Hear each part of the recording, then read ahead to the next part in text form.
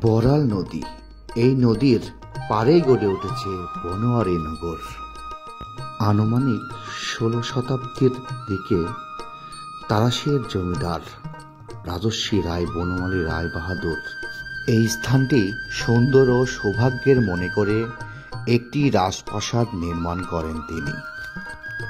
তার নাম অনুসরণ করেই স্থানটির নামকরণ করা হয় বনোয়ারিনগর, পাবনা।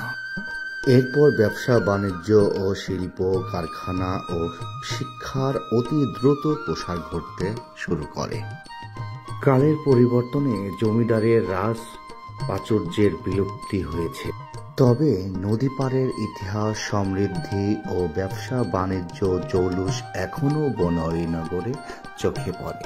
চলচ্চিত্র টিভির মাধ্যমে আপনাদের একটু দেখানোর চেষ্টা করলাম। ভিডিওটি ভালো লাগলে অবশ্যই শেয়ার করে দেবেন। ধন্যবাদ।